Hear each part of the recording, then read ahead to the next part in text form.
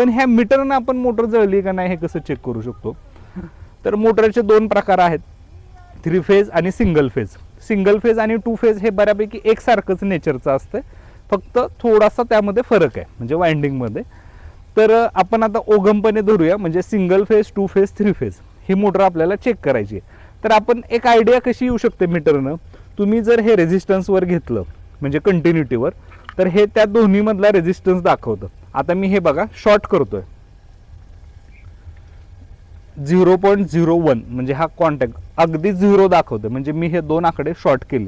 आता आपल्याला काय करायचंय की हे मीटर रेझिस्टन्सवर घ्यायचं आहे, मी इथं घेतलंय आणि आता ही मोटर आहे ही 2 फेजची आहे, बरोबर आहे. तर आपल्याला आता ह्या मोटरचं वाइंडिंग चेक करायचं आहे. मोटरचं वाइंडिंग म्हणजे काय असतं की आतमध्ये कॉपर त्यांनी गुंडाळून त्या 3 वायरी बाहेर काढलेल्या असतात आणि मोटरपासून लाल, पिवळी, निळी अशा वायरी आपल्याला 3 बाहेर काढलेल्या असतात.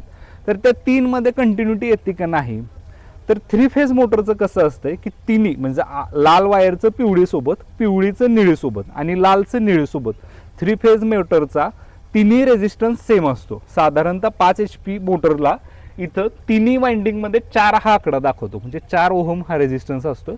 सिंगल फेजचा आपण जी काही कॉमन वायर काढलेली आहे पिवळी किंवा निळी, आता ज्याच्या त्याच्यानुसार डिपेंड आहे, तर लाल पिवळी, पिवळी निळे आणि लाल निळे अशा तिन्हीचा रेझिस्टन्स हा साधारणतः वेगवेगळा असतो. आता ही सिंगल फेज मोटर आहे, तुम्हाला इथं आकडे दिसतात का नाही बघा, मी इथं लाल आणि पिवळीचा आकडा दाखवतो,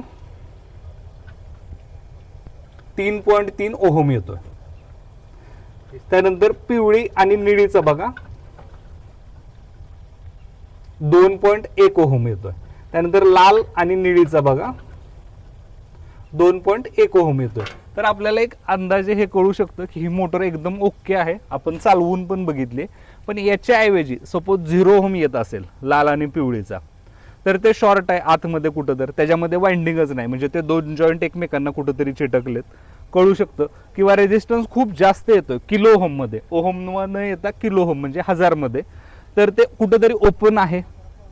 किंवा बल्बनं पण आपण कसं चेक करायचं हे कळू शकतं. पण तुम्हाला आता एक साधं आहे, प्रत्येक शेतकऱ्यानं क्लॅम्प मीटर का ठेवा सोबत तुमच्या, की यानं तुम्हाला मोटरचं व्होल्टेज, एम्पियर आणि मोटरच्या वाइंडिंगचा रेझिस्टन्स, वाइंडिंगच्या रेझिस्टन्सवरनं आपण एक अंदाज लावू शकतो की मोटर आपली चांगली आहे का जळाली.